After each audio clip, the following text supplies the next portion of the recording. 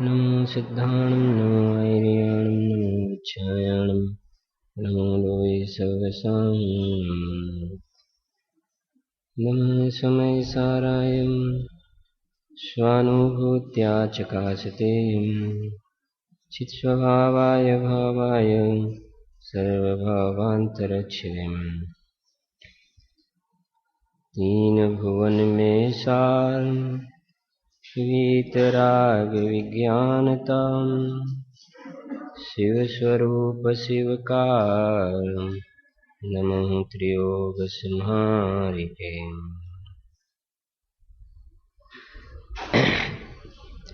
तेर नंबरનો છંદ છે ત્યાંથી શરૂ કરીશું પાઠ।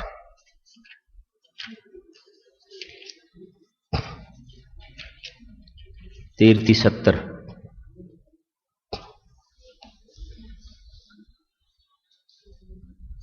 धर्मी सो गौ अच्छ प्रीति सम कर जिन धर्म विपावे इन गुण ते विपरीत दोषवश तिनको सतत खिपावे।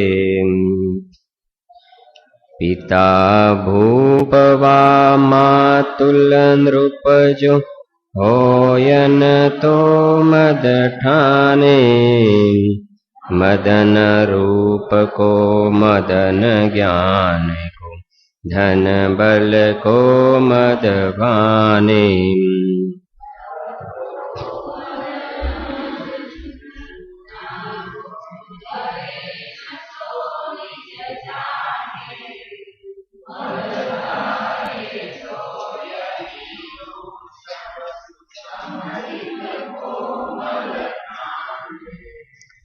कुगुरु कुदेवक वृष सेवक की नहीं प्रशंस उचरे जिन मुनि जिन श्रुत विन कुगुरादि नमन। दोष रहित गुण सहित सुधीजे सम्यग दर्श सजे चरित मोह वसलेशन संयम पैसुरनाथ जजे हैं।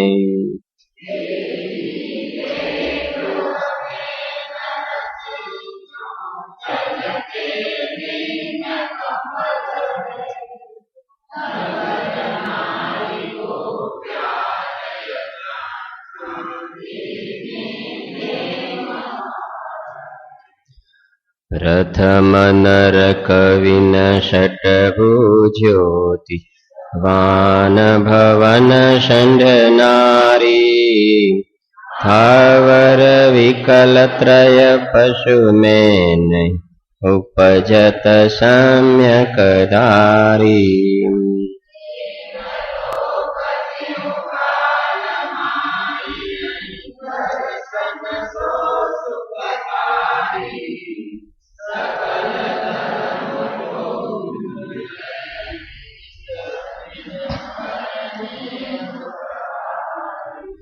मोक्ष महल की प्रथम सीढ़ी या बिन ज्ञान चरित्रा सम्यक तान लय सो दर्शन दारो भव्य पवित्रा।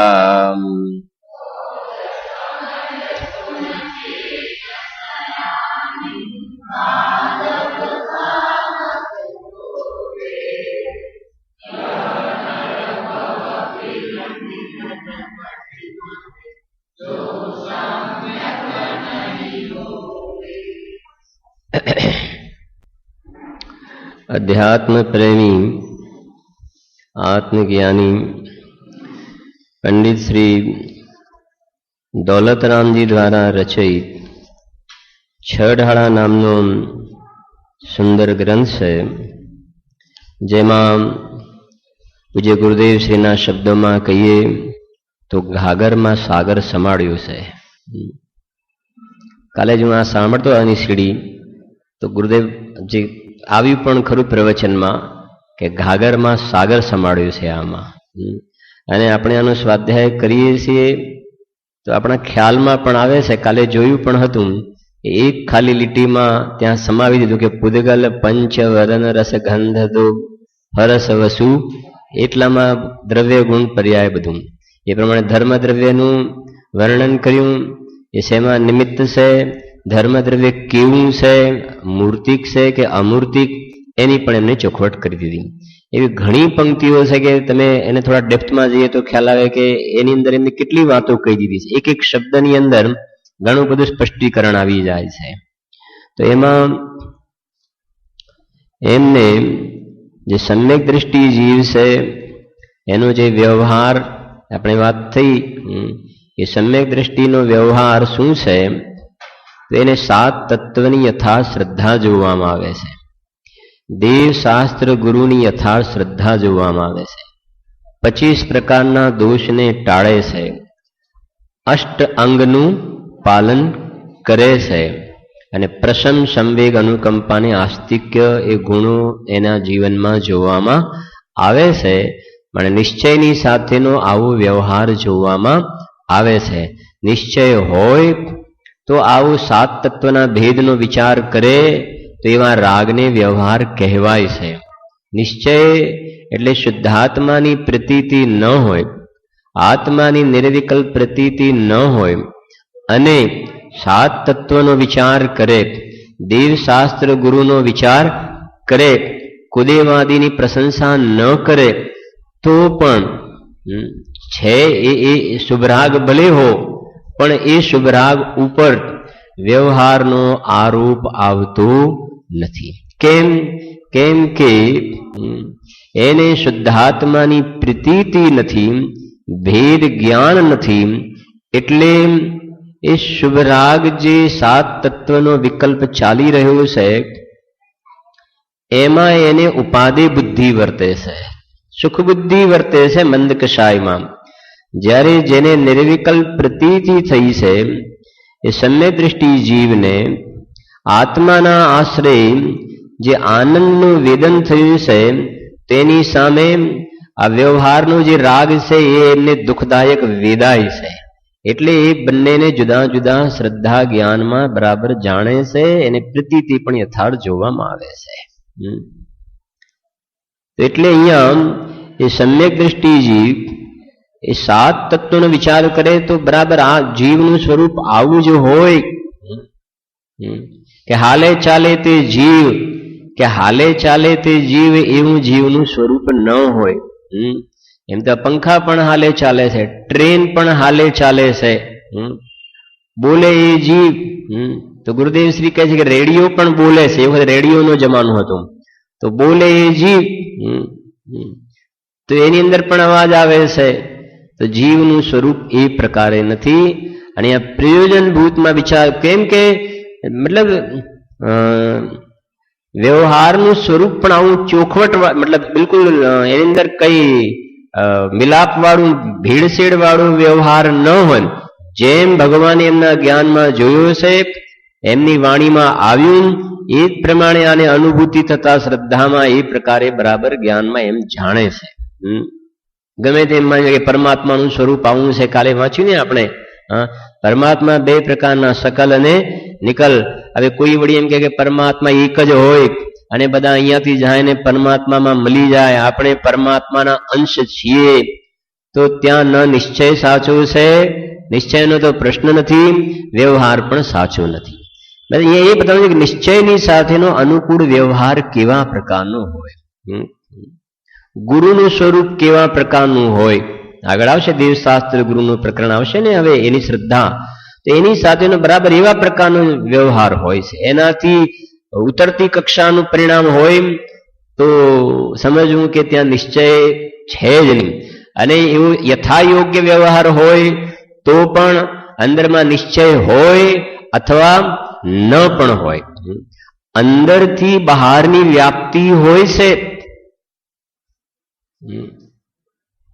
બહારથી અંદરની વ્યાપ્તિ એ હોય એને અંદર હોય તો બહારમાં એ પ્રમાણે જોવામાં આવે, પણ જેમ ત્રણ કષાયના અભાવની વીતરાગતા છે, તો બહારમાં નગ્ન દિગંબર દશા જોવામાં આવે ને આવે કે ત્રણ કષાયના ભાવની વીતરાગતા છે, પ્રચુર સ્વસંવેદન છે અને વસ્ત્ર પહેરવાના પડે છે, તો કહે છે કે સમજવું કે અંદરમાં વીતરાગતા એવી નથી. પણ બહારમાં નગ્નપણું હોય, એથી કરીને અંદરમાં ત્રણ કષાયના ભાવની વીતરાગતા હોય જ, એ જરૂરી નથી હોય અથવા ન હોય. ખ્યાલ આવે છે? એને એક તરફની વ્યાપ્તિ છે, સમજાય છે? જેમ ધુમાડો દેખાય તો સમજવું કે ત્યાં અગ્નિ છે, ધુમાડો છે તો અગ્નિ છે, પણ અગ્નિ હોય તો ધુમાડો હોય અથવા ન હોય. થોડું વ્યાપ્તિનું સ્વરૂપ સમજાવું તમને કે આ ફિલ્મની અંદર કોઈ સ્ત્રીને પ્રસૂતિની પીડાનો રોલ ભજવવાનો છે, પ્રસૂતિની પીડાનો, તો એ રોલ એવો ભજવે કે જોવા વાળાના એ તો રડે, એના આંખમાંથી તો ગ્લિસરીન ટપકતું હોય, ખ્યાલ આવે છે ને? પણ જોવા વાળા પણ શું કરતા હોય? રડે. માને એ બધા એમ જ સમજાય કે એની અંદરમાં કેટલી રોલ એવો કરે ને, પેલા જે એવોર્ડ મળતા હોય છે ને દેશના, એને એવી જાતિનો સરસ રોલ કરે, બોલે તો ખરા ચોખ્ખું, કેવો શું કર્યો રોલ કે એને એવોર્ડ મળે. એનો મતલબ બહારમાં આંસુ દેખાય છે પણ અંદરમાં પ્રસૂતિની વેદના નથી. હવે સમજો, અંદરમાં જેને રિયલમાં પ્રસૂતિની પીડાની વેદના હોય તો એની આંખમાંથી આંસુ આવશે, આવશે આંખમાંથી આંસુ. તો અંદર પીડા છે તો અંદરથી બહારની વ્યાપ્તિ તો છે, સમજાય છે? પણ બહારમાં એ પ્રમાણે દેખાય તો અંદરમાં વેદના હોય અથવા ન હોય એમ છે. હા, એવી રીતે છે. જો આ તમે બહાર ટૂરમાં જતો હશે ને ફ્લાઇટ વગેરેમાં, તો પેલા જે અંદર પેલે એર હોસ્ટેસ બહેનો હોય છે ને, એ તમને આમ થોડું શું કહેવાય સ્મિત વાળો જે ચહેરો રાખે તો કઈ તમને ઓળખે છે? જેમ આપણે સગાવાલા ભેગા થાય ને અંદરમાંથી હર્ષ આવે, એવો હર્ષ થોડો છે, એનો તો પગાર જ એનો મળે છે. ખ્યાલ આવે છે ને કે તમારો ચહેરો આવો હોવો જોઈએ? ઇન્ટરવ્યુમાં એ બધું પૂછતા હશે. તો ત્યાં અંદરની કોઈ નથી એવી વ્યાપ્તિ. એવી રીતે અહીંયા કહે છે કે બહારનો એવો વ્યવહાર તો આ જેવી અનંતવાર પાડ્યો, યમ નિયમ સંયમ આપ કયો, અનંતવાર વ્યવહાર પાડ્યો. પણ ગુરુદેવ શ્રીનો અનંત અનંત ઉપકાર એ છે કે મહાપુરુષે જે શુદ્ધ નયનો ઉપદેશ વિરલ છે, એના ગ્રહણનું ફળ મોક્ષ છે, એ નિશ્ચય નયની પ્રાધાન્યતાથી 45 વર્ષ સુધી ધર્મોપદેશ આપ્યો. એ અનંત અનંત ઉપકાર છે. બાકી અનાદિનો વ્યવહારનો તો રસ હતો. અને સ્વામીજી એ જ વાત કહેતા કે ઉપદેશક પણ એવા મળ્યા, સાંભળવા જાય અને ઉપદેશ આપવા વાળા પણ એ મળે કે દયા પાડો, પૂજા કરો, ભક્તિ કરો તો ધર્મ થઈ જશે. તમે એક વાત સાંભળી હશે, મેં ક્યારેક કહી લીધું હશે એમ કે હું તલોદથી પ્રાંતિક ટ્રેનમાં જતો હતો, તો મારી સામે એક ભાઈ બેઠા હતા. તો ટ્રેન ચાલે એટલે પેલા બાજુમાં રેલવેનો બીજો ટ્રેક હોય ને, તો એની દીકરી નાની હતી, એની સાથે હતી. તો એને કહ્યું કે પપ્પા આ પાટા ચાલે છે, કેમ કે આ બાજુની ટ્રેન ચાલે એટલે પાટા ચાલતા દેખાય ને, કે પપ્પા પાટા ચાલે છે. તો એના બાપે એમ કહ્યું કે હા બેટા, એ તો ટ્રેન ચાલે એટલે પાટા તો ચાલે જ. સમજ્યા ને? એને એમ કે ક્યાં વધારે માથાકૂટ કરે, હા પાડી દો ને કે હા ચાલે જ. હવે આ વાત સમજી લો, એને મારે શું કહેવું છે? જે બોલે ને કે એ માનતું હતું છોકરું કે ટ્રેન ચાલે એટલે આ પાટા પણ બાજુવાળા ચાલે, અને સિક્કો કોનો વાગ્યો? બાપનો સિક્કો વાગ્યો. એમ આ માનતો હતો કે દયા પાડો તો ધર્મ થાય, મંદિર બંધાવો તો ધર્મ થાય, વિધાન ભણાવો તો ધર્મ થાય, સમ્ય શિખરની યાત્રા કરો તો ધર્મ થઈ જાય. હવે સાંભળવા માટે ગયો તો ઉપદેશ આપવા વાળાએ પણ શું સંભળાવ્યું કે જે માનતો હતો મિથ્યા એવો જેને સંભળાવ્યું તો એનું માનવું. એટલે ગુરુ કહેતા વ્યવહાર રુચિકર જીવડા, ભાવ રુચિકર હીન, ઉપદેશક પણ એવા મળ્યા. શું કરે જીવ નવીન? ઉપદેશ પણ આપવા વાળા એવા મળ્યા. થોડા કડક શબ્દોમાં કહીએ તો વાંદરાને દારૂ પીવડાવો, વાંદરા આમે ચંચળ હોય અને દારૂ પીવડાવો તો પતરા પર કુદાકૂદ કરી મૂકે ને, ધમાધમ કરી મૂકે. એમ કે છે માનતો હતો અને હું કહેવા વાળા મળ્યા. તો આ બસ એ દયા દાન પૂજાના પરિણામને જ જે આશ્રવ તત્વ છે એને જ સંવર નિર્જરા માનવા લાગે. એ આપણે આજે જે ચર્ચા કરવાની છે આશ્રવની આ એ છે. જો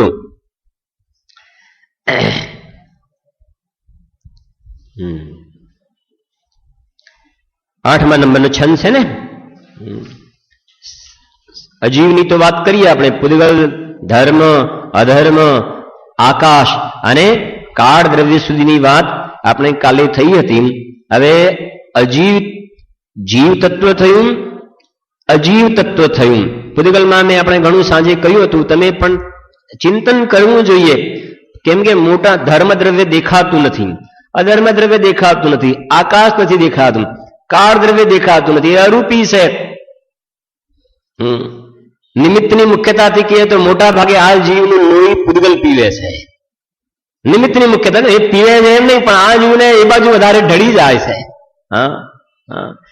એને પૂદગલની તમે પર્યાયનો એક વિચાર કરજો શાંતિથી.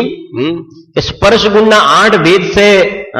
આ મોબાઈલ લાઇટ વેઇટ વાળો ગમે કે વધારે વજન વાળો ગમે? આમ મોટો તો ગમે, પણ વજન કેવો હોવો જોઈએ? લાઇટ વેઇટ ગમે. હવે પૂદગલની પર્યાય છે કે જીવની પર્યાય છે? બોલો. જે પૂદગલના સ્પર્શ, રસ, ગંધ, વર્ણમ, એમાં સ્પર્શ ગુણની 8 પર્યાય છે કે નહીં? હલકું, ભારે. તો મોબાઈલ કેવો જોઈએ? લાઇટ વેઇટ જોઈએ. ચશ્મા કેવા જોઈએ? લાઇટ વેઇટ જોઈએ. બૂટ કેવા જોઈએ? લાઇટ વેઇટ જોઈએ. ઘડિયાળ કેવી જોઈએ? ખ્યાલ આવે છે કે નહીં? બધામાં અમુક વસ્તુ સોનું આમ હાથમાં પકડે તો વજન છે કે નહીં? એક એક વસ્તુ તમે વિચાર કરશો ત્યારે તમે ઊંડાણમાં જશો ત્યારે ખ્યાલ આવશે કે સ્પર્શ ગુણની.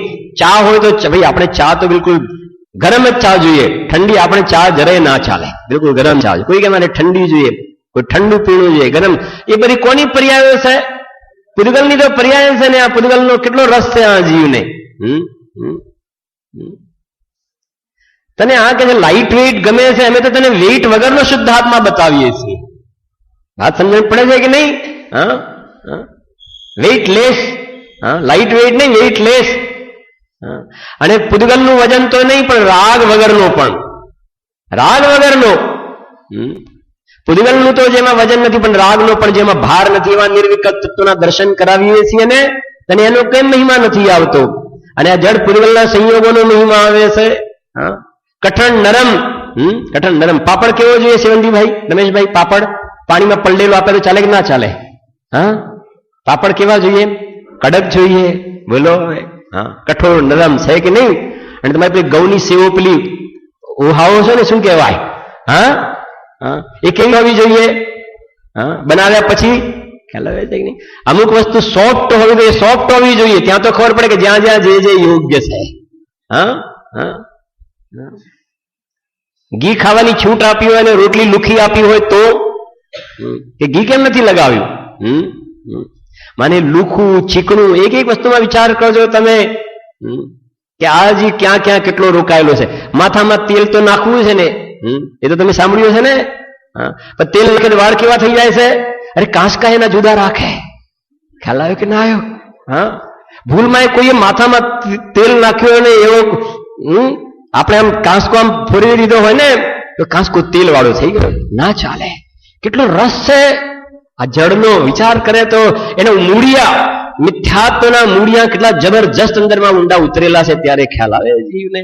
એનો કાંસકો જુદો, આનો જુદો, આ તેલ જુદું, આ તેલ જુદો, આ સાબુ જુદો, આ સાબુ જુદો, આ સાબુ જુદો. એક જગ્યાએ જવાનું થયું તો ઘરની અંદર એટલા ચપ્પલ હતા કે દુકાનમાં ઓછા હશે. ખોટી વાત નથી કહેતો. એટલા ચપ્પલ. હવે શું? હવે અલગ અલગ પ્રકારના એ રસ શેનો છે? બોલો, કયું દ્રવ્ય છે એ બધું? પૂદગલ તો છે. કેટલો મહિમા આવે છે જીવને. એટલા તો આત્માના ગુણો યાદ હોત તો પણ સારી વાત હતી. એટલા યાદ હોત તો શાંતિથી વિચાર કરે. એ કહ્યું ને આ નોન સ્ટિક તેલ આવે છે. નોન સ્ટિક કહેવાય ને, કે તેલ નાખવાનું પણ માથા વાળ કેવા રહેવા જોઈએ? એમ બધા છૂટા રહેવા જોઈએ.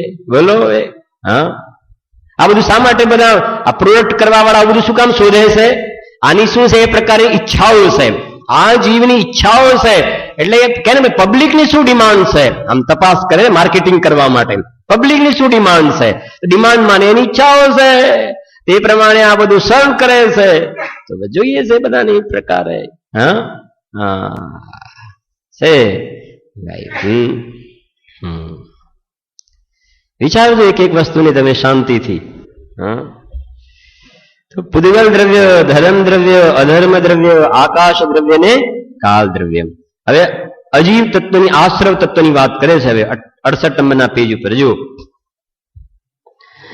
યો જીવયબ આશ્રવ સુનિયે મન વચ કાય ત્રિયોગા મિથ્યા અવિરતયરુકશા પરમાદ સહિત ઉપયોગા. ક્યાં સુધી છે બોલો? આગળ છે કે નહીં? વાંચો, હોય તો વાંચજો, નહીં તો બંધ રાખજો. છે લખવી છે જો, યે આત્મકો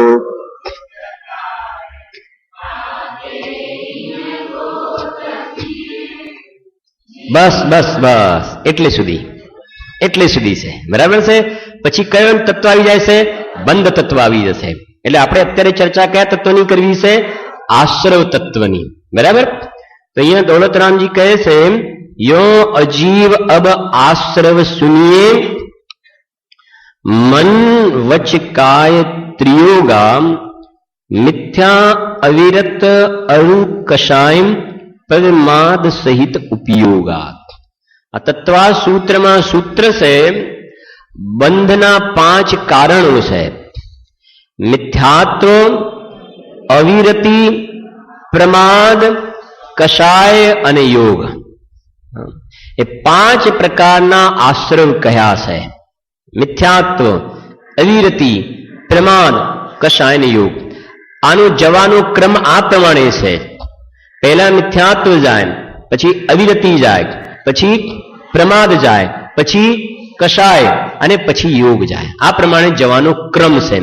અહીંયા જે યોગ પહેલા લખ્યું છે ને, એ તો આ પદ્યની અંદર એનો પ્રાસ બેસાડવા માટે પહેલા યોગ લખ્યું. મન વચ્ચે કાય ત્રિયોગા, યોગ પહેલું લખ્યું. પછી લખ્યું મિથ્યાત્વ, અવિરતિ, કષાય, પરમાદ. એ તો પ્રાસ બેસાડવા માટે લખ્યું છે, પણ ક્રમ એનો આ પ્રકાર છે. મિથ્યાત્વ, અવિરતિ, પ્રમાદ, કષાય ને યોગ.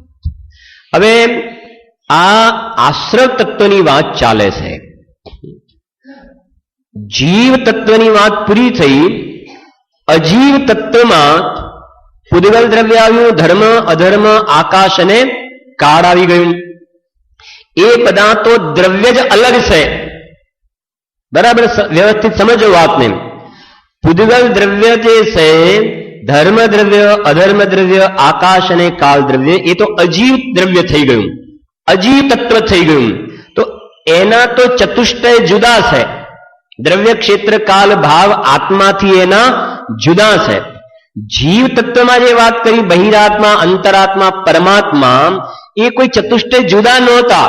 એ જીવની પર્યાય હતી. વિકારી, આંશિક વિકારી, આંશિક શુદ્ધ અને પૂર્ણ શુદ્ધ, એ જીવની પર્યાય હતી. અજીવ તત્વમાં તો દ્રવ્ય જ આખું બદલાઈ ગયું. થોડોક સેજ અવાજ કરજો ભાઈ, થોડુંક થોડું લઈ. હવે છે આશ્રવ તત્વ. હવે આશ્રવ તત્વ છે. આશ્રવ તત્વ એ કોઈ પરદ્રવ્યની વાત નથી. આશ્રવ એને કહે છે કે પરદ્રવ્યના લક્ષ્ય આત્મામાં જે વિકારી પરિણામ થાય છે એને આશ્રવ કહે છે. સ્વદ્રવ્યના લક્ષ્ય આત્માના જે પરિણામ થાય એને સંવર, નિર્જરાને મોક્ષ કહે છે. પરદ્રવ્ય આ જીવને વિકાર કરાવતું નથી, પણ સ્વયં પોતે કમજોર છે, પોતાની નબળાઈ છે, પોતાની ઊંધાઈ છે. એટલે સ્વનું લક્ષ્ય ન કરી અને પરદ્રવ્યનું લક્ષ્ય કરે છે. અને જ્યાં પરદ્રવ્યનું લક્ષ્ય કરે છે ત્યાં આ સીધો નથી રહેતો. એક મારા તારાપણું કરે છે. મારા તારાપણું કરી અને પછી ઇષ્ટ અનિષ્ટપણું કરે છે. જે પદાર્થ ઇષ્ટ લાગે એના ઉપર રાગ કરે છે, અનિષ્ટ લાગે એના ઉપર દ્વેષ કરે છે એ જે આત્મામાં પરદ્રવ્યના લક્ષ્ય મિથ્યાત્વના પરિણામ થાય છે, અવ્રતના પરિણામ, પ્રમાદના પરિણામ, કષાયના પરિણામ અને જે યોગના પરિણામ થાય છે એને આશ્રવ કહે છે. અને એ જે આશ્રવના પરિણામ થાય એનાથી કર્મો આવી અને પછી જીવની સાથે બંધાય છે. એ બંધ તત્વમાં ચર્ચા કરીશું અહીંયા આપણે. હવે અહીંયા જે પહેલું મિથ્યાત્વ લખ્યું છે, આપણે લગભગ બે ત્રણ મહિના પહેલા આની ચર્ચા કદાચ થયેલી છે કે જે ગુણસ્થાનની પરિપાટી તો સમજો છો તમે, તો સૌથી પહેલું મિથ્યા દર્શન ગયું. તો મિથ્યા દર્શન ગયું એ નાસ્તિથી વાત છે.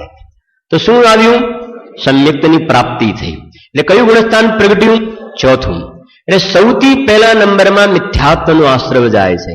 મિથ્યાત્વ એટલે શું? આપણે બોલીએ છીએ ને ભાગની અંદર, મિથ્યાત્વ કોને કહેવાય? કોને કહેવાય મિથ્યાત્વ? ઉલટી માન્યતાને મિથ્યાત્વ કહે છે. બીજા શબ્દોમાં કહીએ છીએ કે વસ્તુનું સ્વરૂપ જેમ છે તેમ ન માનવું અને જેમ નથી તેમ માનવું, એનું નામ મિથ્યાત્વ છે. દેહ અને આત્મા જુદા છે, એની જગ્યાએ દેહ અને આત્માને એક માનવા એ મિથ્યાત્વ છે. મેં આત્મા રોટલી બનાવી શકે નહીં છતાં મેં રસોઈ બનાવી, તો એ મિથ્યાત્વ છે. મારા હાથે આ કામ સારા થયા, મારા હાથે આ સારું થયું, હું આમ કરી શકું છું, પરદ્રવ્યની ક્રિયા હું કરી શકું છું, પુણ્યથી ધર્મ થાય. ગુરુદેવ શ્રીનો એક બોલ આવે છે, પરદ્રવ્યનું કર્તૃત્વ અને પુણ્યનો પક્ષ એ બે વાત જીવને અટકાવે છે. શું કહ્યું? પરદ્રવ્યનું કર્તૃત્વ અને પુણ્યનો પક્ષ. બસ એની અંદર અજીવ તત્વની ભૂલ આવી ગઈ અને આશ્રવ તત્વની ભૂલ આવી ગઈ. પુણ્યના પરિણામનું હોવું અલગ, પણ પુણ્યનો પક્ષ, તો પુણ્યનો પક્ષ એનું નામ મિથ્યાત્વ છે. પુણ્યના પરિણામ એ મિથ્યાત્વ નથી, એ આશ્રવ છે, પણ મિથ્યાત્વ વાળો આશ્રવ નથી. પણ પુણ્યમાં ઉપાદેય બુદ્ધિ પક્ષ એ મિથ્યાત્વની ક્વોલિટી વાળો આશ્રવ છે, જે અનંત સંસારનું કારણ છે. એટલે અહીંયા જે પહેલી વાત ઉઠાવી છે, જે શું કહેવાય ને, 5 પ્રકારના 5 નવડા છે. તો કેટલી રકમ બોલાશે એને? 99,999. 99,999 5 નવડા છે. એમાં આ પ્રમાણે તમે લખ્યા ને? નહીં. એમાં જે આ તમારી તરફથી વાત કરું કે આ જમણી સાઈડનો છેલ્લો 9 છે, એની વેલ્યુ કેટલી છે?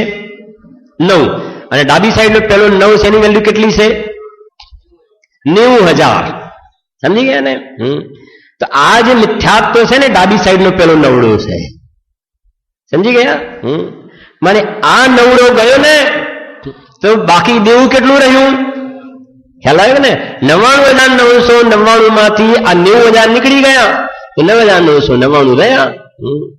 એમ આ મિથ્યાત્વ, અવિરતિ, પ્રમાદ, કષાય અને યોગ, તો જ્યાં મિથ્યાત્વ ગયું તો કહે છે કે અનંત સંસાર એનો કટ ઓફ થઈ ગયો. બાકી જે સંસાર રહ્યો એ કોઈ ગણતરી વાળો સંસાર નથી.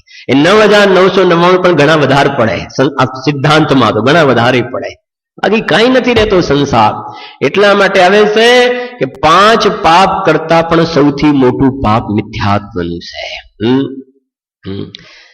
સવારનો ટાઈમ છે, એક વાત જરા શાંતિથી સાંભળો, તમે જવાબ તમે આપજો. અહીંયા કદાચ વચ્ચે એક પ્રવચન હતું, એમાં કયું છે કે નહીં કયું હોય તો ખ્યાલ નથી. સમય સારની અંદર નિર્જનાધિકારની અંદર જયચંદજી સાહેબે લગભગ 200 ગાથા પછી એક 1.5 પાનાનો ભાવાર્થ છે, એની અંદર એક વાત લખી છે કે અજ્ઞાની જીવ વાત એનું માનવું કે જે દયાદાન પૂજાના પરિણામ છે એ શુભોપયોગથી મોક્ષ માને છે.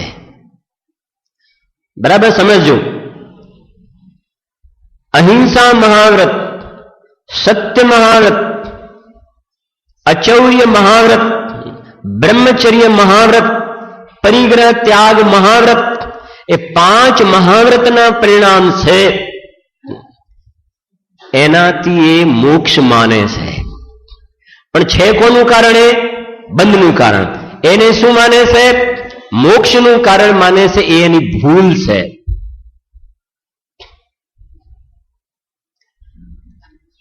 બીજી વાત, હિંસાના પરિણામ, જૂઠાના પરિણામ, ચોરીના પરિણામ, કુશીલના પરિણામ અને પરિગ્રહ જોડવાના પરિણામ, એને એ પાપ બંધનું કારણ માને છે.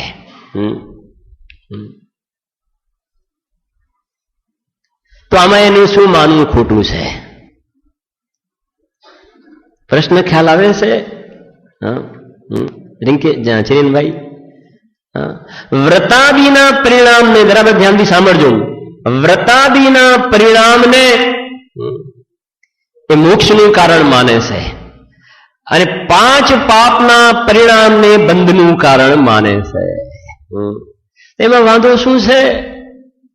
શું વાંધો છે? હા, પણ જે વ્રતાદિના પરિણામને મોક્ષનું કારણ માને છે એ તો એની ભૂલ છે. પણ 5 પાપના પરિણામ છે એ બંધનું કારણ માને છે, માટે 5 પાપને એ છોડે છે અને 5 મહાવ્રતનું પાલન કરે છે.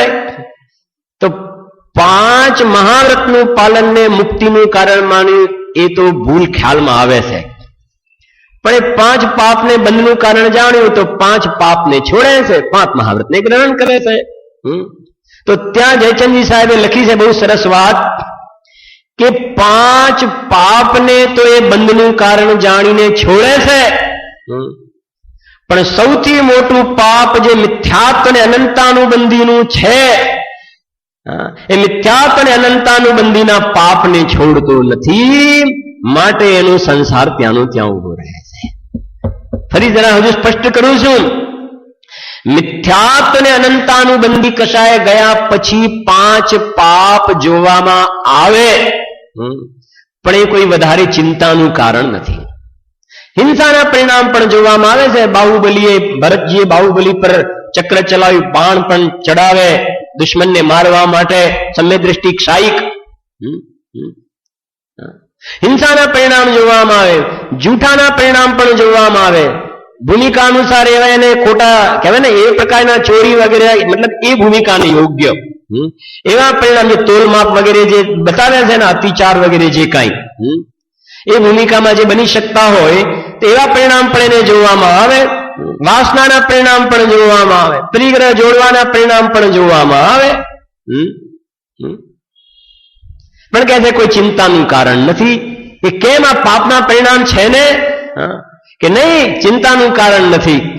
કેમ કે મિથ્યાત્વ અને અનંતાનુબંધી જે છે એ મોટું પાપ ગયું છે, માટે આ પાપ તો દેખાય છે ને, એ જવા માટે આવ્યા છે, વધવા માટે નથી આવ્યા, જવા માટે આવ્યા છે. થોડા ટાઈમ પછી ચાલ્યા જશે. બીજી સાઈડ, હવે આ જીવે દ્રવ્યલિંગ ધારણ કરી અનંતવાર ગ્રહવિવેકમાં ગયો, અનંતવાર ગયો તો 5 પાપ તો છોડ્યા, 5 પાપનું સેવન છોડ્યું, 6 કાયના જીવોની દયા પાડી, સત્ય મહાવ્રતનું પાલન કર્યું, અચૌર્ય મહાવ્રતનું પાલન કર્યું, બ્રહ્મચર્ય મહાવ્રતનું પાલન કર્યું, બધું કુટુંબ પરિવાર હજારો રાણીઓ છોડીને સાધુ થયો, પણ ગ્રહવિવેકમાં ગયો અને પાછો ત્યાંથી સંસાર પરિભ્રમણ, ત્યાંનું પરિવર્તન ચાલુ રહ્યું, પરિભ્રમણ. કેમ? કેમ? મિથ્યાત્વ અને અનંતાનુબંધી હતા. એ શાસ્ત્રમાં લખ્યું છે કે જેમ મૂળીઓ અંદરમાં એમને મોજૂદ હોય અને ઉપરના ડાળા પાખડા જે છે એને આમ કટઓફ કરી નાખો તો એમ લાગે કે ઝાડ ઠૂઠું થઈ ગયું છે, કે ના, અંદરમાં મૂળિયું છે ને, થોડા ટાઈમ પછી પાછું એની અંદર ડાળા પાંખડા ને કેટલાય પાંદડા લાગશે અને ઝાડ પાછું પાંગરશે, કેમ કે મૂળિયું મોજૂદ છે. એમ આ જીવે 5 પાપ છોડ્યા, 7 વ્યસન છોડ્યા, પણ મિથ્યાત્વ ના છોડ્યું તો બહારમાં તો એમ લાગે કે મોક્ષ માર્ગમાં હોય, પણ એ કહે છે અલ્પકાલમાં પાછું નરક ને નિગોદ ને એકેન્દ્રિય બેન્દ્રિય સંસાર પાછો ફાલશે એનો. અને જેને સમજો ઝાડને મૂળમાંથી ઉખાડી નાખ્યું છે અને બધા ડાળા પાકડા બધા પાંદડા પણ લીલા દેખાય છે, તો કે ચિંતાનું કારણ નથી. આ પાંદડા ને બધું થોડા ટાઈમમાં શું થશે? સુકાઈ ગયા છે, કે મૂળ કાઢી નાખ્યું છે. એમ મિથ્યાત્વનું મૂળિયું નીકળી ગયું છે, તો ભલે ને આ પાપના પરિણામ દેખાય, ગ્રહસ્થીના પરિણામ દેખાય, ભોગના પરિણામ દેખાય, પણ એ બધા પરિણામ જયચંદજી સાહેબે લખ્યું શીઘ્ર કપાયેલા વૃક્ષના પાંદડાની જેમ સુકાવા યોગ્ય છે. ખ્યાલ ને? જે કપાયેલું વૃક્ષ હોય એના પાંદડા શીઘ્ર સુકાઈ જશે, એમ જલ્દીથી આ બધો સંસાર ખતમ થવા વાળો છે. એટલે જે બોલીએ પણ છે મિથ્યાત્મ નાશ વેકો જ્ઞાન કે વાત ત્યાંથી ઉઠાવી છે મિથ્યાત્વથી. એ અહીંયા કહે છે આ એક વાતને બહુ કહેવાય ને આ પ્રેક્ટિકલ લાઈફમાં ચિંતનમાં લેવાની વાત છે. મેં સાંજે પણ કહ્યું હતું, વારંવાર ભેદ જ્ઞાનનો અભ્યાસ કરે કે આ જીવને મિથ્યાત્વ મને મારું મારું મારું એનો અંદરમાં રસ કેટલો આવે છે, જે ખરેખર પોતે છે એનો રસ નથી આવતો, અને પરદ્રવ્યમાં પોતાપણાની બુદ્ધિ છે, મિથ્યાત્વ છે. એ કહે છે જો મિથ્યાત્વ પછી અવિરત, એ આગળ શબ્દ આવે જગન કહે અવિરત સમદ્રષ્ટિ. તો મિથ્યાત્વ ગયું તો ચોથું ગુણસ્થાન આવ્યું. ચોથું ગુણસ્થાન આવ્યું તો અનંતાનુબંધી કશાય ગઈ છે. અનંતાનુબંધી કશાય પણ અપ્રત્યાખ્યાન પ્રત્યાખ્યાન અને સંજ્વલન કશાય છે. તો અપ્રત્યાખ્યાન કશાય, પ્રત્યાખ્યાન એટલે ત્યાગ અને અપ્રત્યાખ્યાન એટલે ત્યાગનું ન હોવું. એટલે ચોથું ગુણસ્થાન આવ્યું પણ વ્રતના પરિણામ જોવામાં આવતા નથી, એટલે અહીંયા અવિરતિ છે. એટલે પહેલા મિથ્યાત્વ જાય, પછી ચોથા ગુણસ્થાનમાં તો અવિરતિ હતું, પ્રમાદ હતો, કશાય પણ હતું ને યોગ પણ હતું. તો એ વિશેષ આરાધના કરે છે તો અવિરતિ ગઈ. અવિરતિ ગઈ, અવિરતિ ગઈ તો શું આવશે? વ્રત આવશે. દેશ વ્રત છે ને, મહાવ્રત છે. તો હવે છઠ્ઠા ગુણસ્થાનમાં છે તો મહાવ્રતના પરિણામ છે, પણ ઉપયોગ ક્યાં છે? બહાર. એટલે પ્રમાદ, ઉપયોગ બહાર છે, એનું નામ પ્રમાદ છે. શુદ્ધોપયોગ નથી, શુભોપયોગ છે. એટલે મિથ્યાત્વ અવિરતિ ગઈ, પછી કોનો નંબર આવશે? પ્રમાદ. તો પ્રમાદ ગયો ને તો છઠ્ઠા ગુણસ્થાનથી જીવ આગળ વધ્યો, છઠ્ઠા ગુણસ્થાન સુધી પ્રમાદ છે. મિથ્યાત્વ, અવિરતિ, પ્રમાદ, પછી બાકી શું રહ્યું? કશાય અને યોગ. તો હવે સાતમામાં શુદ્ધોપયોગ છે, પ્રમાદ નથી, પણ કશાય છે. હજુ કશાય છે, સંજ્વલનનો કશાય. હવે ક્યાં સુધી છે? તો શ્રેણી પછી આગળ આઠમામાં, નવમામાં, દસમામાં, દસમા ગુણસ્થાનના અંત સુધી સૂક્ષ્મ લોભ જોવામાં આવે છે. છેલ્લે સૂક્ષ્મ લોભ છે. તો એ કશાય ત્યાં સુધી છે, દસમા ગુણસ્થાનના અંત સુધી કશાય જીવિત છે. એટલા માટે સૂક્ષ્મ સાંપ્રાય, દસમા ગુણસ્થાનનું નામ છે સૂક્ષ્મ સાંપ્રાય, એટલે કશાય, સૂક્ષ્મ કશાય છે. દસમા ગુણસ્થાન સુધી કશાય છે. પછી આગળ વધે છે તો કશાય ગઈ, બાકી શું રહ્યું? યોગ. 11મા ગુણસ્થાનમાં યોગ છે. યોગ એટલે શું? આત્માના પ્રદેશોનું કંપન. આમાં જે શબ્દ આવે ને મિથ્યાત્વ, અવિરતિ, પ્રમાદ, કશાય ને યોગ, એમાં મિથ્યાત્વ છે શ્રદ્ધા ગુણનો વિપરીત પર્યાય છે. શ્રદ્ધા ગુણનો, અવિરતિ, પ્રમાદ અને કશાય એ ચારિત્ર ગુણનો વિકારી પર્યાય છે. અવિરતિ, પ્રમાદ ને કશાય ચારિત્ર ગુણનો.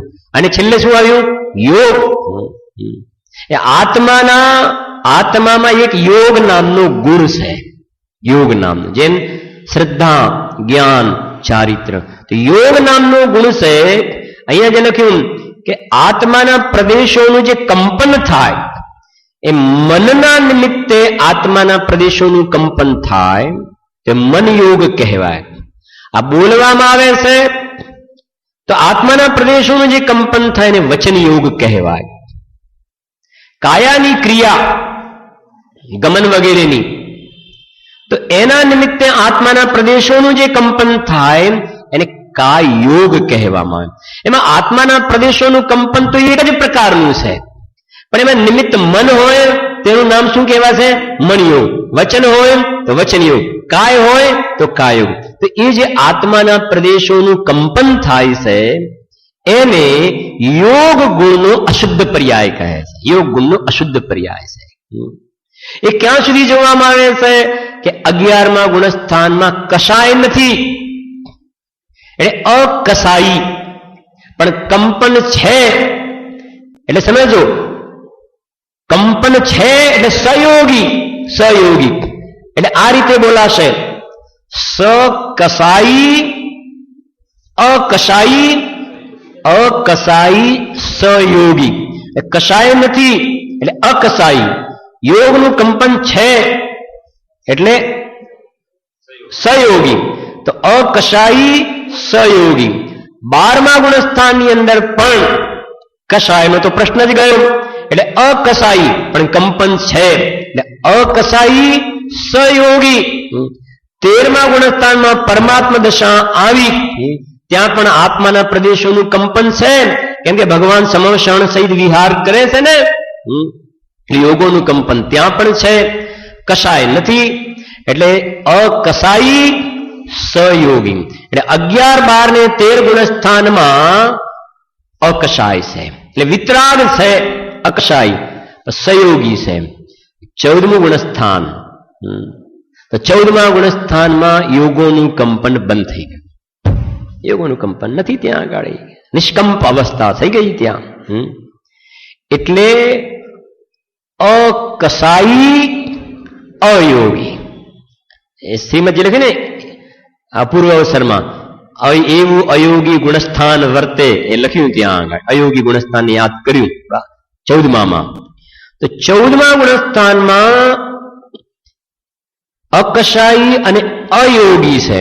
હવે સમજ જરા ધ્યાનથી, જે જવાબ તમે આપજો.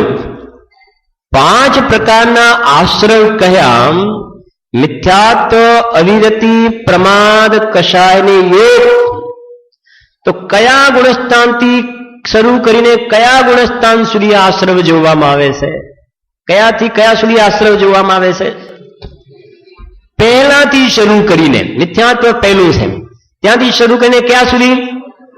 13મા સુધી. 13મા સુધી. 13માં યોગનું કંપન છે, પછી નથી.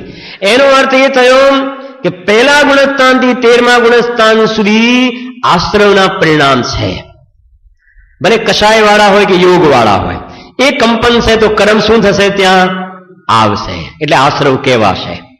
પછી 14મું ગુણસ્થાન જ્યાં આવશે ત્યાં કર્મોનું આવવું શું થઈ ગયું? બંધ થઈ ગયું. આશ્રમનું આવવું બંધ થઈ ગયું ટોટલી. બસ ત્યાં ખાલી બાકી રહેલા કર્મોની નિર્જરાનું જ કામ કરવાનું છે. ઇનકમિંગ બંધ થઈ ગયું 14માં.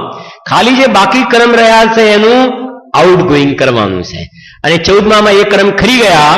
85 પ્રકારની કર્મ પ્રકૃતિ જે કહી છે એ 14માં ખરી જાય છે, એટલે પછી ત્યાં જીવનો મોક્ષ થઈ જાય છે. આ આખું એક તમને ખ્યાલમાં, આપણા જ્ઞાનમાં આ વાત હોવી જોઈએ કે આ પંડિતજીએ લખ્યું છે તો આપણને યાદ પણ આવે ને ભાવવાસન થાય. મિથ્યાત્વ, અવિરતિ, પ્રમાણ, કષાય ને યોગ એ બંધના કારણ આ પ્રમાણે છે. જો મિથ્યા, અવિરતિ, અરુ, કષાય, પરમાદ સહિત ઉપયોગામ.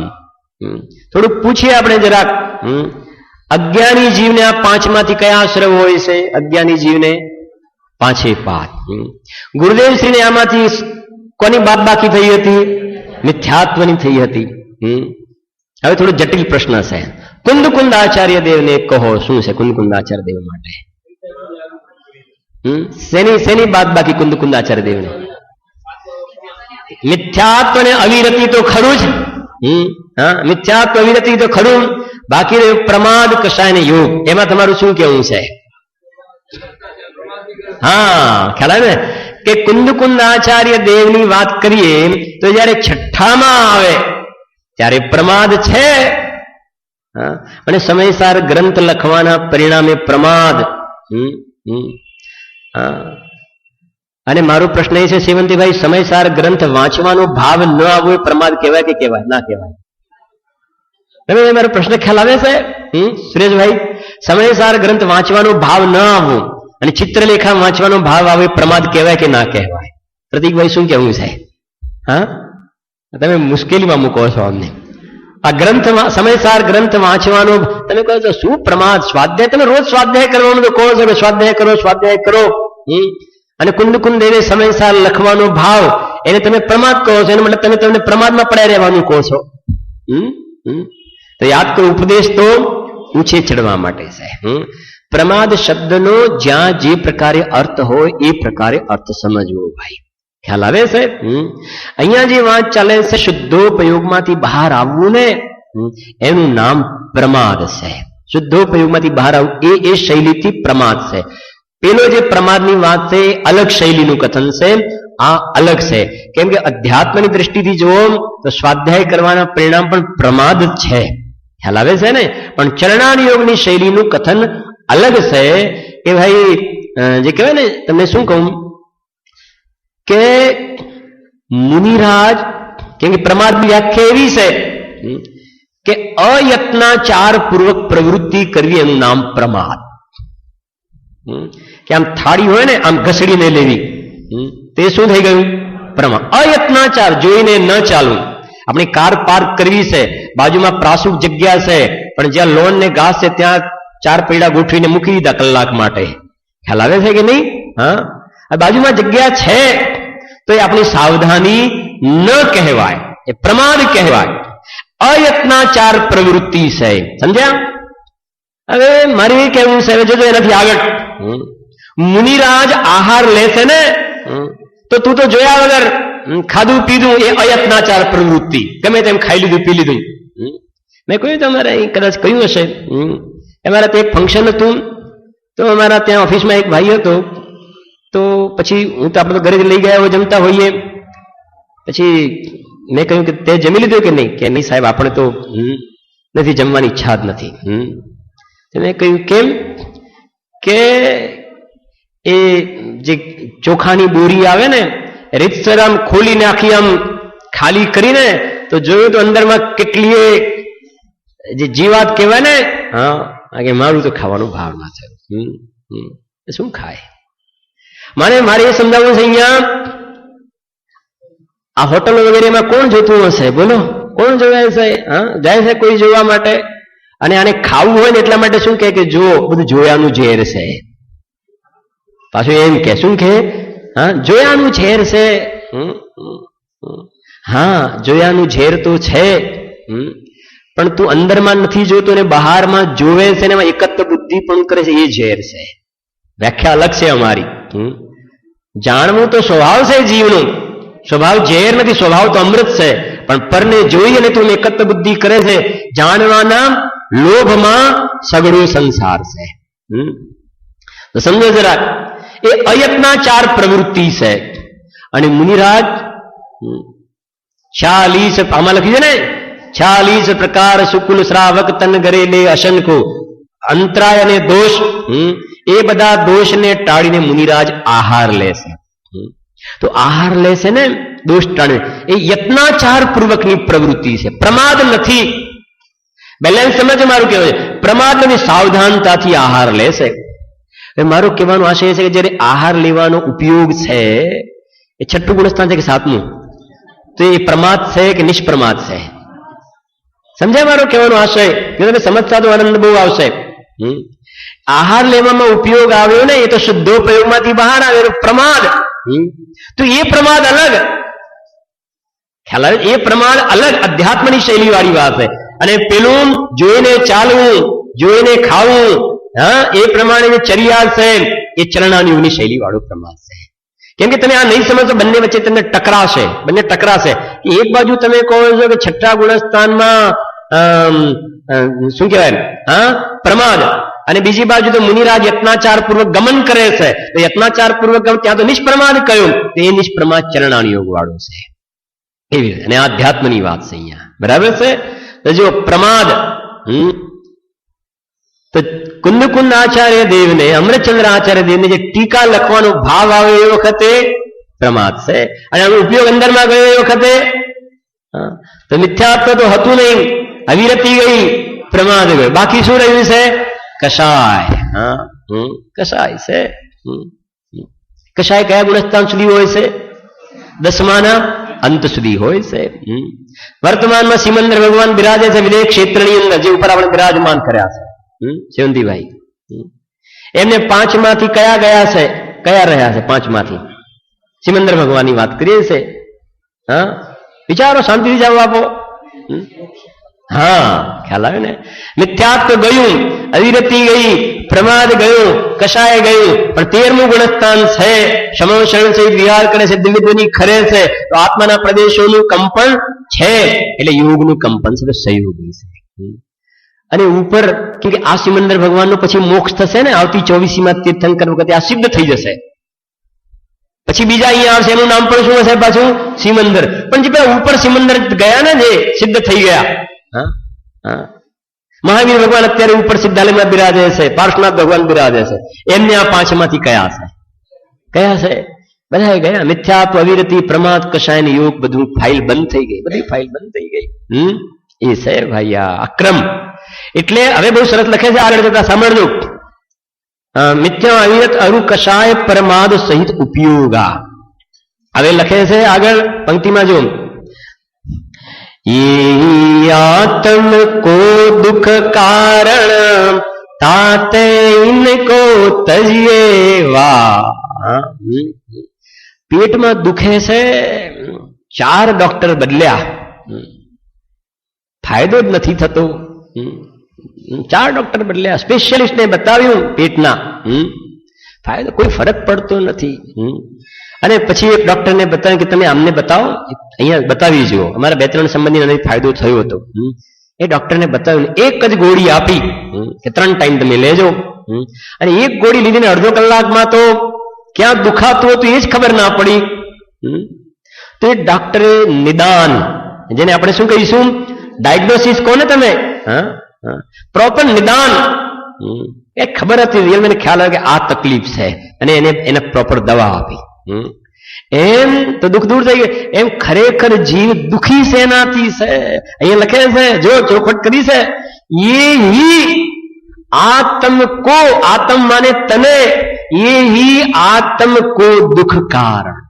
રાજુભાઈ શું કહ્યું છે? ये ही माने આ મિથ્યાત્વના પરિણામ, અવિરતિના પરિણામ, પ્રમાદના પરિણામ, કષાયના પરિણામ છે. એ જે આત્મામાં પરિણામ ઉત્પન્ન થાય છે, વાસ્તવમાં આ જીવને દુઃખનું કારણ એ છે. ન ડાયાબિટીસ છે, ન બીપી છે, ન કિડની છે, ન બાયપાસ છે, ન હેમરેજ છે, એ દુઃખના કારણ છે નહીં. આ એમ સમજે છે કે દુઃખનું કારણ ડાયાબિટીસ કે બીપી છે, એ દુઃખનું કારણ નથી. આ દુઃખનું કારણ તો આ છે. અને શ્રી ગુરુએ ડાયગ્નોસિસ કરીને બતાવ્યું છે કે આ દુઃખનું કારણ છે. નિદાન કર્યું, અને માત્ર નિદાન ના કર્યું, નિદાન કરીને પછી દવા પણ આપી છે. દવા પણ આપી છે કે તમે આ દવા લો, આ દવા લેશો તો મિથ્યાત્વ, અવિરતિ, પ્રમાદ, કષા, યોગ બધા ભાગી જશે. એ શું કરવાનું છે ઉપાય? કે તું સ્થાપ નિજને મુખ પંથે. 206 નંબરની ગાથામાં કહીએ, આમાં સદા પ્રીતિવંત બન. બસ એક આત્મામાં તું જામી જા, ઠરી જા, એમાં લીન થઈ જા. રખડવાના રસ્તા અનેક છે. ગુરુદેવના શબ્દોમાં કહીએ તો સંસારમાં રખડવાના રસ્તા અનેક છે, છૂટવાનો રસ્તો એક છે. કાલે સાંજે પછી વાત થઈ હતી, પેલી માથાના સફેદ વાળની વાત આવી હતી ને, કે તમે જે કહો છો કે આ સફેદ વાળ થઈ જાય, આ દુઃખનું કારણ વાત આવી ને, એટલે કે આ ગુમડું થાય એ તો દુઃખનું કારણ લાગે છે, પણ આ સફેદ વાળ ક્યાં દુઃખનું? એ સફેદ વાળ પણ દુઃખનું કારણ તો લાગે છે. પછી મને પણ લાગ્યું કે વાત તો બરાબર, સફેદ વાળ દુઃખનું કારણ તો લાગતું જ હોય, માટે તો કાળા કરાવે. દુઃખ ના લાગતું તો કાળા કરાવે નહીં. પણ એ દુઃખ અલગ પ્રકારનું છે. અહીંયા જે ગુમડું થાય ને રમેશભાઈ, એ દુઃખ શારીરિક દુઃખ છે. હવે સમજી ગયા ને? માથામાં વાળ ધોળા થઈ જાય, એ ઢાંકવાનો ભાવ આવે ને, એ કયું દુઃખ છે? શારીરિક નથી, માનસિક દુઃખ છે. માનસિક દુઃખ છે, અંદરમાં સતાવે. માનસિક દુઃખ શારીરિક દુઃખ કરતા માનસિક દુઃખ બહુ ખતરનાક હોય છે. મેં તમને એક વાત કદાચ કહીએ છે, હું લગભગ 15-20 વર્ષ પહેલા સર્વિસ કરતો હતો ઓફિસની અંદર. એક વૈદ્યન કરીને એક સાહેબ હતા. તો એમને અહીંયા માથામાંથી બધા વાળ જતા રહેલા હતા, આટલીથી બધા. આપણને તો ખ્યાલ નહીં. અને મારે સ્ટ્રક્ચરલ ડિપાર્ટમેન્ટ હતો. એક વખતે ખુલ્લામાં બધો સર્વે ચાલતો હતો, ત્યાં અમે ઉભા હતા. આ બધા ટાવર બને ને જે લાઇટના મોટા, તે કામ ચાલતા હતા. એકદમ આવું જે પવનનું વાવાઝોડું આવ્યું ને, તો એકદમ બધું અહીંયાથી આમ થઈ ગયું, તો આખું ઓળખાયા નહીં. ત્યારે ખ્યાલ આવ્યો કે આ બધું તો આમ રીતસર અહીંયાથી પાછળથી લાવીને બધું આમ ગોઠવણ કર્યું હોય ને. હવે મારે એ કહેવું છે કે એ દુઃખ શેનું લાગે છે એને? કે આવું ના દેખાવું જોઈએ, આવું દેખાવું જોઈએ. કોઈ દેખે તો શું લાગે? ક્યાં જઈએ તો આપણે આ પ્રમાણે રહેવું પડે, આ પ્રમાણે રહેવું પડે. સ્ત્રી વગરના કપડા હોય તો કોણ શું કહે છે? આવું આની સાથે બરાબર આવું જ હોવું જોઈએ. કોઈ નામ તેની નથી કહેતો, કહું તો વાંધો પણ નથી. આમાંથી જે બધા કોઈને કહેવામાં કે કાલે તમારે સાયકલ લઈને આવવાનું છે પ્રતિકભાઈ ઘરેથી અહીંયા ગાડી, બોલો રાજુભાઈ સાયકલ લઈને આવવાનું છે મંદિરે, બોલો જયેશભાઈ શું કરશો? અને સાયકલ લઈને તમે આવીને ઉભા રહો, તમને કેટલા જણ પૂછશે? બોલો જયેશભાઈ તમે સાયકલ ઉપર? બોલો શું આવે? ચાલ તો આવી શૈલેષભાઈ, સાયકલ પર નહીં આવો. બોલો કેમ? શું વાંધો સાયકલ પર આવવામાં? કયું દુઃખ છે? માનસિક દુઃખ છે ને. માનસિક દુઃખ છે કે ભાઈ અમે સાયકલ ઉપર. આ સ્વર્ગના દેવોને માનસિક દુઃખ એ તો હોય છે. આ સૂર્ય જે વિમાન છે ને, એ સૂર્ય વિમાનને ચલાવવા વાળા 16,000 દેવો હોય છે. આભિયોગ્ય નામના દેવ કહેવાય છે. પૂર્વ, પશ્ચિમ, ઉત્તર અને દક્ષિણ 4 દિશામાં 4,000 દેવો હોય છે. અમુક દેવનો મોઢાનો આકાર, અમુક દેવ જે છે મોઢાનો, અમુક દેવ ઘોડાનું રૂપ ધારણ કરે છે, અમુક દેવ બળદનું રૂપ ધારણ કરે છે, અમુક દેવ હાથીનું રૂપ, અમુક દેવ શું કહેવાય ઘોડાનું રૂપ. એ પ્રમાણે અલગ અલગ પ્રકારના રૂપ ધારણ કરે છે. ઉપરથી ઓર્ડર થઈ જાય કે બળદનું રૂપ ધારણ કરો, 4,000. એ પ્રમાણે 16,000 દેવ. એ કહે છે કે નથી કે દરજીનો છોકરો જીવે ત્યાં સુધી સીવે. એમ કહે છે કે બસ એનું કામ જ જે છે કે આ સૂર્ય નામના વિમાનને અંદર જે પેલા ઇન્દ્ર વગેરે વિમાનમાં બેઠા હોય, અને આનું કામ એ રથને ચલાવો ચલાવો. કે દેવ બનવું છે, બનો દેવ. ખ્યાલ આવે છે? અહીંયા તો કામ વાળાને રજાઈ મળે, 4 દિવસ જતા રહે. શું કરો? માણસો જતા રહ્યા છે, પાછા આવે તો રાખવાય પડે, કારણ બીજા મળતા નથી. ત્યાં એ દેવોને છૂટ નથી હોતી. તમને કહું જરા, અહીંયા તો કહી જશે બધી આ વાતો. નીલાંજનાનું નૃત્ય ચાલતું હતું ને ઋષભદેવની સભામાં. તો દેવોને તો 6 મહિના પહેલા ખ્યાલ હોય છે ને કે દેહ છૂટવાનો છે. તો નીલાંજનાને જયારે આદેશ કર્યો ઇન્દ્રએ કે જાઓ ઋષભદેવની સભામાં જઈને નૃત્ય કરવાનું છે, તો નીલાંજનાને ખ્યાલ નહીં હોય કે મારું તો મોત થવાનું છે. થોડાક સમય પછી વિચાર કરો કે કોઈને ખ્યાલ હોય કે મારું મોત થવાનું છે ને એને તમે કહો કે તારે નૃત્ય કરવાનું છે, તો કેવી રીતે નૃત્ય કરી શકશે? કેવી રીતે કરી શકશે? કેવી રીતે નાચી શકશે? પણ એને છૂટ નથી, એને સીએલ નહીં મળે, ઈએલ નહીં મળે. મારા ઘેર લગ્નનો પ્રસંગ છે તો સાહેબ મારી સીએલ પાસ કરો, ઈએલ. એને નો સીએલ, નો ઈએલ, નો પીએલ કઈ નથી. એને જાઓ નાચો, નાચે છે, બે છૂટે છે. બોલો કેટલી માનસિક દુઃખ હશે? આ એ કહે છે ગાડી માનસિક દુઃખ. શારીરિક દુઃખ કરતા પણ માનસિક દુઃખ ખતરનાક હોય છે. એક ઘટના છે, 60-65 વર્ષની ઉંમરની પિતાશ્રી હતા. છોકરાને કહ્યું સવારે ઉઠીને કે આજે તો આખી રાત ઊંઘ જ ના આવી. છોકરાએ એટલું ખાલી કહ્યું કે આખી જિંદગી ઊંઘ તો કર્યું છે. આટલું ખાલી કહ્યું તો મારે કેવું છે કે બાપને કેવું લાગશે? દીકરાએ કહ્યું આખી જિંદગી ઊંઘ્યા તો છો. સવારે એને એમ કહ્યું કે ઊંઘ ના આવી તારા વિચારોમાં, એટલું બોલ્યો નહીં ખાલી બાપા. પણ દીકરાએ સામે વળતો આખી જિંદગી ઊંઘ્યા તો છો. તો એ બાપનું શરીર સુકાતું જાય છે. કેમ શરીર સુકાતું જાય છે? બોલો એને કયું દુઃખ સતાવે છે? માનસિક દુઃખ. કે અમે જે છે તો ભીનામાં ઊંઘ્યા, અને આને તો કેવી વ્યવસ્થાઓ સગવડો આપી, અને અમને ખબર નહીં કે અમને આવી જાતિનો સામે શું રિટર્ન આવું મળશે એના તરફથી શું ખબર? શાસ્ત્રમાં આવે છે વાત સાચી છે, બધા સ્વાર્થના સગા છે, સાચી જ વાત છે, પણ માનો ને એ તો કહીએ છીએ.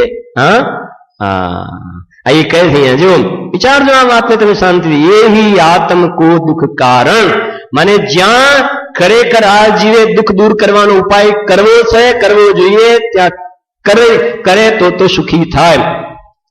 બાકી સમજો, એક મિનિટમાં પૂરું કરી દઈએ છે. બાકી અત્યારે મને અતિન્દ્રિય સુખની વાત બાજુમાં મૂકો, પણ આ ઇન્દ્રિય સુખ સંબંધમાં મને અત્યારે જે આપણે પુણ્યનો ઉદય દેખાય છે ને, લાડીવાળી ગાડીવાળો, એ થોડા ટાઈમ માટેનો છે. બાકી શાસ્ત્રમાં પાઠ છે કે સંસારમાં અસાતાના ઉદયના સ્થાનો ખૂબ છે. આટલી ગરમી પણ 46 ડિગ્રી પણ આપણને સહન નથી થતી ને, હજુ તો 460 સુધી પહોંચવાનું છે, એવી જગ્યાઓ છે શાસ્ત્રમાં. કઈ છે? આ તો થોડું ટ્રેલર છે થોડા ટાઈમ માટેનું. એમાં આ મિથ્યાત્વ, અવિરતિ વગેરેને દુઃખ દૂર કરવાનો ઉપાય ના કર્યો તો ક્રમશઃ એવી હીણી પર્યાયમાં ચાલ્યો જઈશ કે આપણે તો અહીંયાથી પાછા ઘરે ગયા તો ગાડીમાં તરત જ એસી ચાલુ કરી દઈશું, ઘરે ઓફિસમાં એસી ચાલુ કરી દઈશું. આ લીમડા વગેરે બહાર સુકાય છે ને, શેનું એસી ને શેનું પંખા.